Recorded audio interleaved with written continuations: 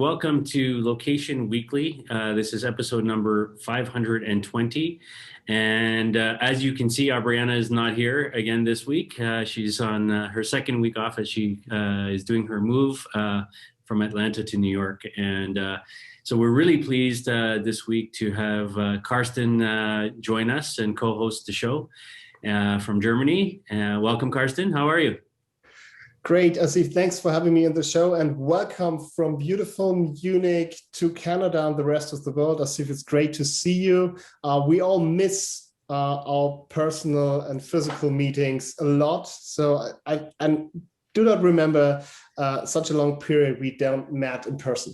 So yeah, usually we meet every 3 months somewhere on the planet, but now, you know, traveling is not allowed during the situation. But thank you for having me at the show. And this is the LBMA Studio Europe, so based in Munich. So if you want to join us, just let us know.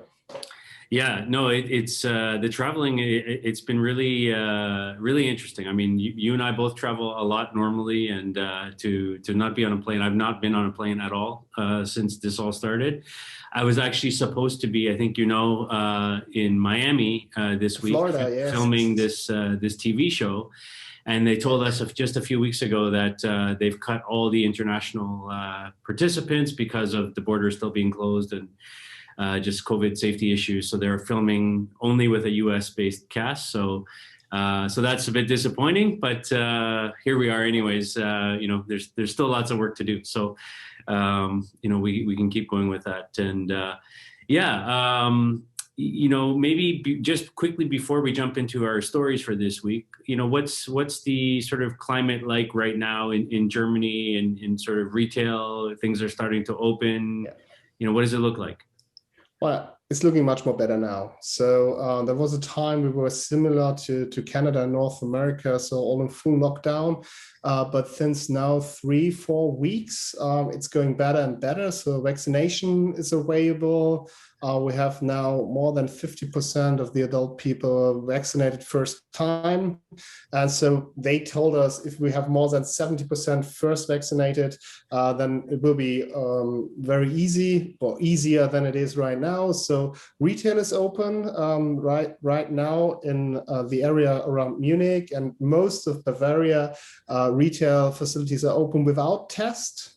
Just a limited capacity, and also non-essential businesses are open. So we are allowed to go to the haircut or the hairdresser, and also fitness clubs and studios are opened last week. So this is also a good sign. Indoor sports activities are allowed, and we are now allowed to meet, I think, 10 people from 10 different households. So that's indoor. And outdoor, depending on where you do it, is 50 to 100 people. So you see it's opening, and that it's very similar to the rest of Europe. So I was traveling my first vacation trip since the pandemic to Greece with the family. So 10 days of vacation in Greece, come back last Wednesday by plane. So that was interesting. So all tested, PCR tests and those things, and very super clean plane and all the stuff, but it worked fine. So yeah, reopening comes, retailers are open,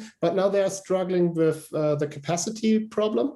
So they have to count how many people are in there, or so they have to use a basket or just one of these shopping carts or so to go in, and they count it, and it's only just maybe 50-20% of the capacity allowed. But yeah, it's opening, and yeah, hopefully that is the beginning of the end. Yeah, it's somewhat similar here. We have some things opening this Friday for retail and patios at the restaurants. No indoor dining yet. This is coming in the next phase, which is 3 weeks from now. But yeah, so, you know, just starting. I think we're like maybe a few weeks behind you guys. But you know, things are looking good. You have what here in Ontario, like 60-70% first dose already done.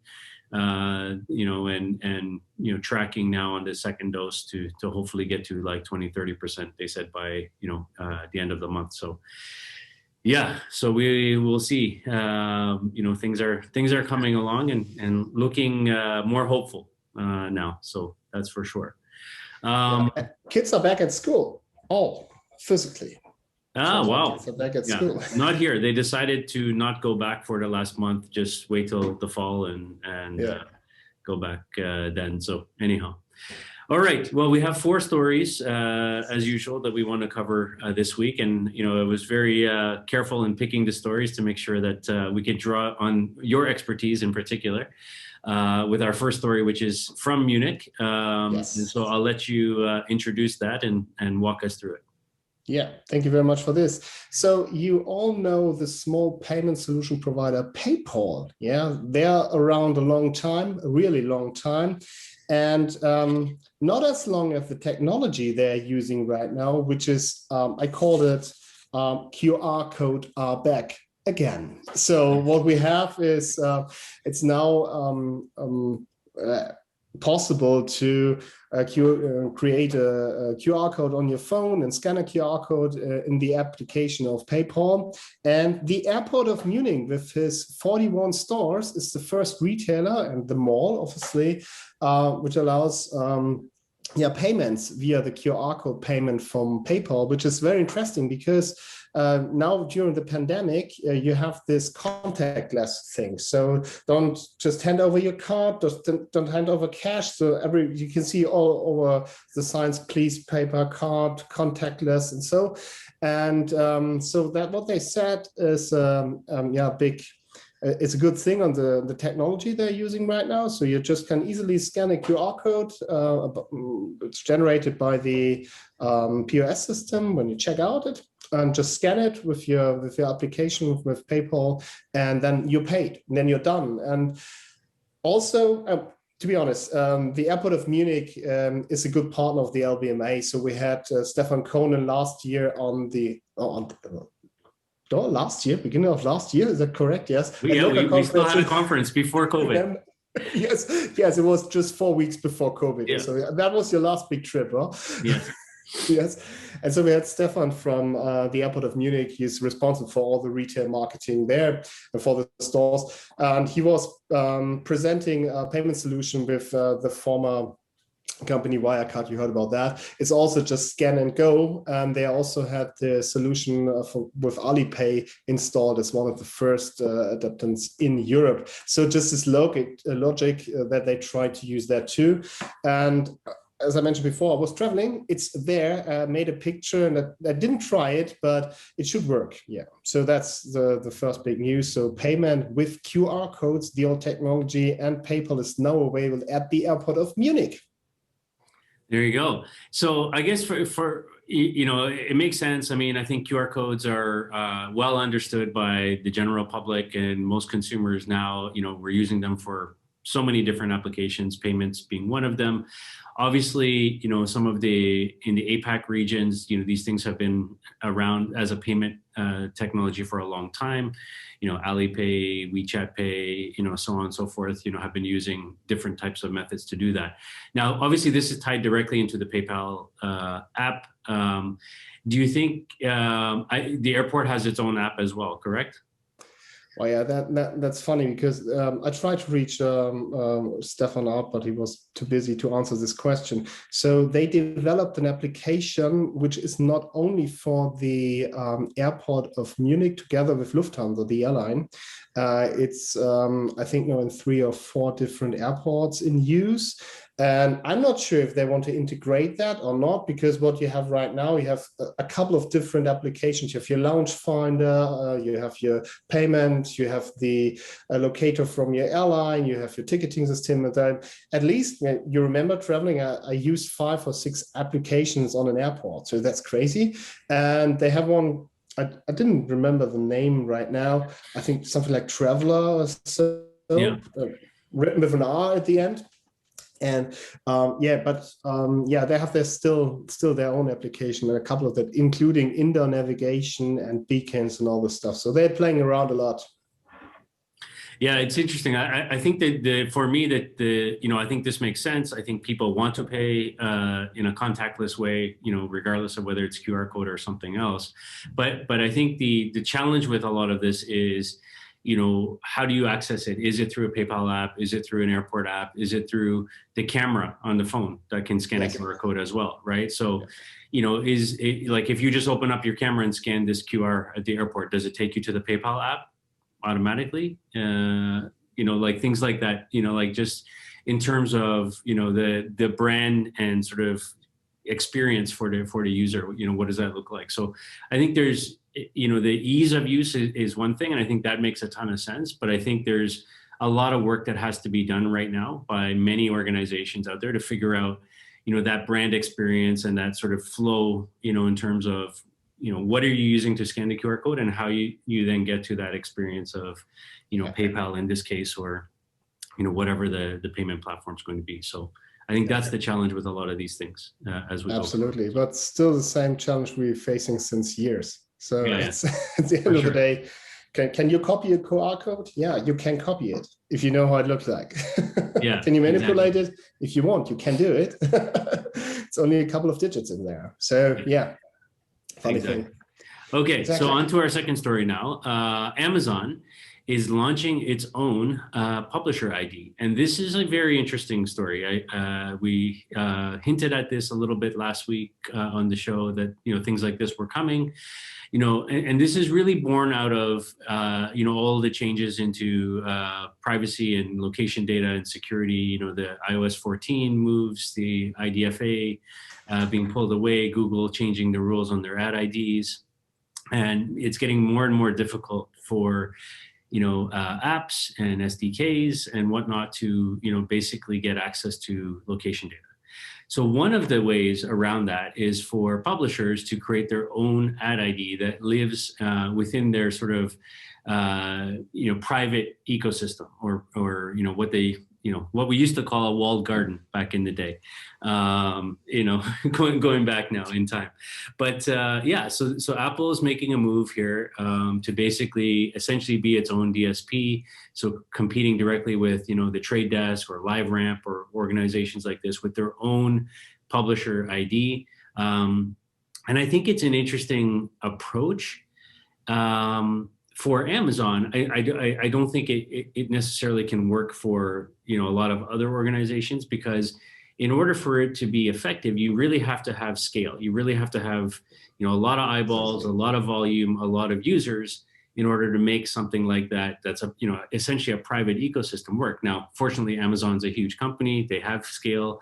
So they're kind of well suited to, to be able to make, something like this work.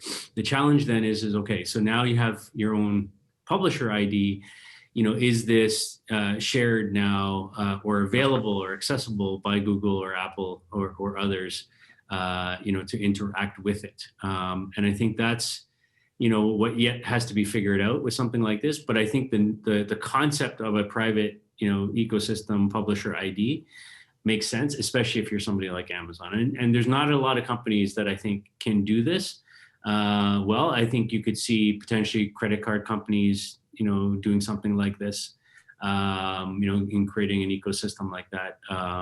Potentially some of the payment platforms like a PayPal could do something like this. But I think it's not something that, many organizations have the ability to do. And it'll be interesting to see, how that works in terms of advertisers wanting to, sort of be able to target advertising based on a unique identifier like that. What are your thoughts? Yeah, we have these questions a lot around. So how to identify and how we can make it used for a couple of companies. So one of our member companies, I don't know if you know that, a company called Worldline. So they are acquired a payment solution provider in Switzerland called Six. And the global head of digitalization showed me a project, maybe this is a year ago, something like that, where they matching the credit card numbers with other identifier numbers around the globe. And through the whole value chain, you're using your credit card with. So you're paying at a shop, so you have your credit card number, and you maybe might set more frequent traveler number or something like that into this. So what they're doing, they basically taking a layer over this number and saying we are creating a unified identifier for this person, which allows us, it's like a wallet. So they put these different numbers into this one number and say, right, this identifier includes the frequent travel number, the credit card number, all just super secured, but they combine it. And what they're doing, they generate a lot of data insights out of that, where you were shopping, what you're going to do, what you're interested in, even if you signed on or just have a web shop and you have in the web shop in your basket some item, but you didn't pay, but you're still registered. They put that number from the web shop under this one roof, and then they know you're maybe interested in yellow trousers or whatever. So, but the question is always the same. That makes only sense when you have this huge data sets and you're capable to get information out of that you need right now, because it's a lot of information. We're talking about that since years around how to interpret them for your business case and what you want to do is very, very hard to understand. And even in advertising, at the end of the day, it's only just advertising money in the game. It's not a real basket. It's not real business. It's just advertising and the hope that you can get something out of it. Yeah, if Jeff Bezos coming back from space, we will see if that turned out for him good or not. For his shares, it's not longer. Yeah, and I think that the advantage that somebody like an Amazon has is it's not just volume and scale. They have transaction data, they have search data, they have all sorts of things going on within their ecosystem to be able to tie all that together, right? So I think it's a very interesting play. And then bringing it back to the world of location, Amazon also launched wide availability of their location data now service as well. So they're sort of working with guys like Here and Esri and kind of opening up location data sets as part of their AWS offering. And so if you think about that now combined with an ID, that's a really interesting concept, right? If you can bridge location, that's huge. Traffic. If you do it on the right way, it Yeah. could be a big thing. It could be solving some problems. Yeah. So anyhow, definitely something to watch as it Absolutely evolves, going forward. Okay, moving to our third story now. I'll let Karsten kick us off on this other interesting European story. Yeah. So, are you in Star Trek and those things? Are you good in that? You know what is and all the guys? I grew up watching all those shows like Star Trek and Stargate and Star Wars and all of that. So yeah, for sure. I like a good sci-fi show. All right, cool. So Lithuania, this small country in the eastern part of Europe, there's a town called, I'm pretty sure I don't spell it in the right way, but called Vilnius. Huh? They have now their own Stargate portal. So that sounds very weird, but I have something I will show you. Just give me a sec. Here we are.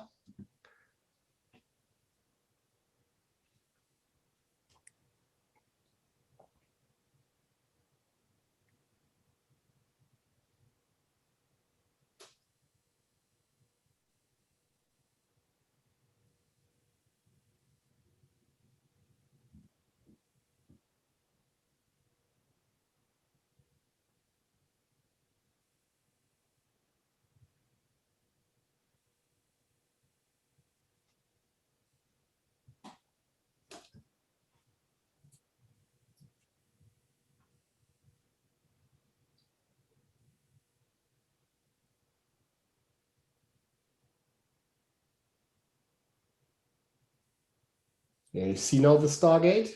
Yes. So this isn't the town in Lithuania, and just 360 miles away, 70 miles away, another town in Poland called Lubin. Yeah, there's a ghost standing. So they are connecting each other in this Star Trek feeling, and they can communicate. And yeah, the idea is to build a network to communicate around the globe where the Stargates. and yeah, have this cool idea of connecting people, and it's called Portal. Yeah, so back to this view. Anyway, I know you are using this podcast also as an audio podcast. Sorry for that, having the video inside that. But anyway, you can cut it out if you want. But the idea is pretty simple, just to connect people during the pandemic, which is, we talked about earlier, traveling is not so easy. It's coming easier now, but it's a cool idea just to connect people and just gave them kind of unique experience for the city marketing and for that. So this is the project was financed also from the government and other things just to make it attractive. And Lithuania is a very small country. They have to do some marketing for them, and this is kind of marketing they do to the closest neighbors, and in that case Poland. Cool idea, but to be honest, not really new. So you remember the old videos we had with the digital out-of-home stuff on the bus stops, where you can connect to maybe a retirement home or something like that to talk with people there. Somebody on the other side stands, hey, oh, you're smoking? Why are you smoking? Smoking is unhealthy. So technology is around for a long time, and it's just cool marketing, nothing very super unique, but I love the idea just to connect people in different areas in the world. And it's all about location. So this is placed direct in the main street there, and just bring more attraction to the main street. Yeah, it's kind of marketing. What do you think? Yeah, I agree. I think technology wise, there's nothing really super innovative or new here. We're using digital, signage and speakers and microphones and things on either side. But I do think it, like, from a timing point of view, it's really a cool application, right? Because travel has, as an industry, has really suffered, because of COVID, and these cities that rely heavily on tourism and people coming, as a prime source of income. Greece, a good example you just went to is, almost all of their economy is based on tourism. So, yes. I think finding interesting ways to use the technology like that and kind of showcase, what this town in Lithuania or this town in Poland is like, and what you could experience if you come and travel here. I think it's an interesting, way, right? And I think we can certainly do more of this. I like the idea of creating, sort of these across multiple cities, maybe across all of Europe or even internationally, North America to Europe or what have you. That could be really interesting. And I could see, airlines or travel, companies like Expedia or those types of companies get behind this from a sort of branding or marketing point of view, as a way to really, sort of get people interested in traveling again. It's a neat, kind of a cool way to kind of expose, a potential tourist destination. So, I like it from that point of view. And I like that they really kind of are focusing on, having the portal, the screen in the case of the Lithuanian town, it's like at the central train station, and, the other side, it's in the main, sort of downtown main street. So, I like that idea of showing, it's busy, come check it out, drive over across the border or fly and come see us. So I like that idea. I think it's pretty cool. Yeah. Also, what I think about it is just when you find on the other side of the portal somebody who is explaining you something. So put it in front of your main attraction, put it in front of something you want to talk about. Yeah. And then you're standing there and say, oh, you guys sitting maybe 300 miles away. Let me explain what that is. Because I'm here right now, it's more like these recommendation, personal recommendation. You know how valuable these are. It's more valuable than any flyer or merchant advertising from an official tourist or whatever brand comes from. So if you're standing in front of the CN Tower and explaining me what Rogers Center is, and here's the statue of Mr. Rogers, what you did when I was there, yes, that's amazing. So because it's more authentic, and maybe this is a good point. I don't know how to make money out of it, but anyway, maybe at the end of the day, it will be advertised by somebody. For sure. For sure. All right. Okay. One more story. Final story here. Longtime LBMA member and location company Ground Truth has introduced a new product. They call it geocontextual sort of audience targeting for OTT. So we know about the growth of sort of online TV and platforms like Netflix and Amazon Prime and Hulu and things like that. And one of the challenges or one of the opportunities, I guess, in that world is they're slowly drawing the eyeballs away from normal broadcast television. And really starting to take over, drawing a lot of the talent, a lot of the production money, winning a lot of awards now as well. And as the content and talent and awards move into the world of OTT and CTV, then so do the ad dollars. And so how do you sort of start to understand who's viewing those things, where they're viewing them from, and so on, becomes really important. And so Ground Truth is really taking their platform, which is their Blueprints geo-targeting and mapping technology platform, and now layering that on top of and analyzing the OTT environment, and then sort of enabling brands and advertising and media buyers to really have access to understanding what's going on in the OTT environment and be able to target ads based on geo data and location information in that environment. And I think it's a really interesting move. It's not obviously not the first either, in that particular space. Place IQ has done a lot of work in that area as well over the years, to just name one. But I think it's a really important move. And I think as an industry, and this well, Karsten, like the world of sort of online, as bricks and mortars, is becoming more and more difficult. And the sort of normal television world and radio world has lost a bit of the sort of split of the share of the pie. It's all gone online, and it's all gone to streaming TV and things like that. And so I think if we can take what we know and what we've proven works well in the world of geo-targeted advertising, in mobile and in physical location, and bring that into online and streaming, that becomes, I think, incredibly important, because that's where the eyeballs are now. That's where the traffic is, and if you can layer location data on top of that, then I think you have a really unique way to go after that. And just to give one set of numbers here. They did some testing with luxury dealerships, car dealerships, and they found that an omni-channel campaign that they did generated nearly 2,000 visits at an average of $18 per visit. So a 41-to-1 profit versus investment ratio on their return on their ad investment there. So, I think it can be very effective. It's premium advertising. Location has always been premium, but it can net pretty interesting results.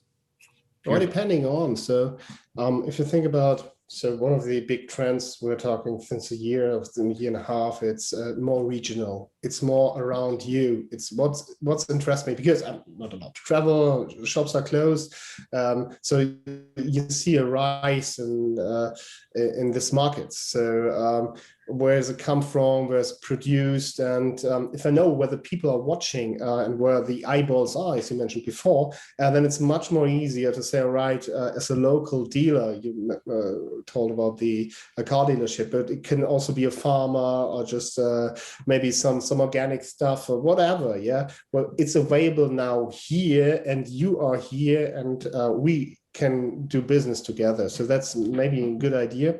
And you also see the rise of the direct to consumer industry. So retail is not longer as needed as before.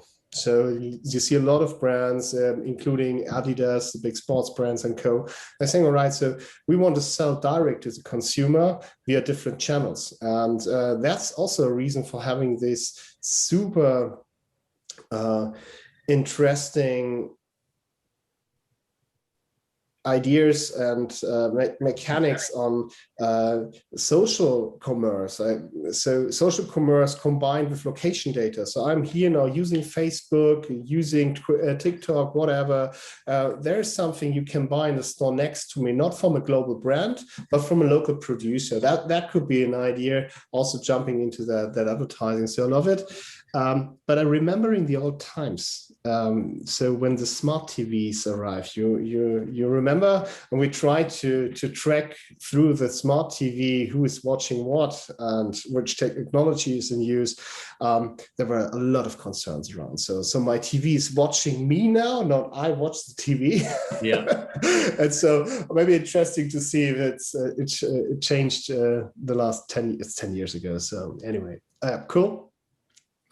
Yeah, for sure. So I think that this will be an interesting one, and I think Ground Truth certainly is well positioned there to capture some of that market, and I think others will kind of come into that space quickly as well. So definitely the world of OTT is a world of huge opportunity at the moment. So yeah, it's something to watch. So that's it. That's our show for this week. You've been listening and watching episode number 520 of Location Weekly. We want to thank you for your time. Thank you, Karsten, for joining us this week and filling in for Aubriana, co-hosting with us. We really appreciate it. It's great to see you as always. And we're just hoping for things to open up, get back to normal. Let's get some conferences. Just one. Yeah, give me 1 second. So we are opening LBMA activities in Germany physically. So we are going to beer garden events because outside restaurants are open.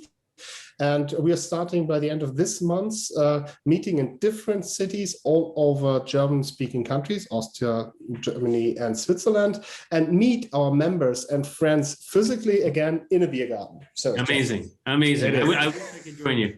Hopefully soon. Thank you. That would be amazing. But yeah, good luck with that.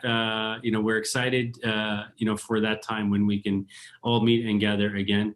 And for those out there who are listening and watching, if you have story ideas, reach out to us. If you want to explore membership with the LBMA, reach out to us. If you're in Europe, reach out to Karsten as well. It can be found on all the platforms and so on. And we'll see you next week for episode 521. Aubriana will be back, and we'll talk to you then. Have a good week, everybody. Bye.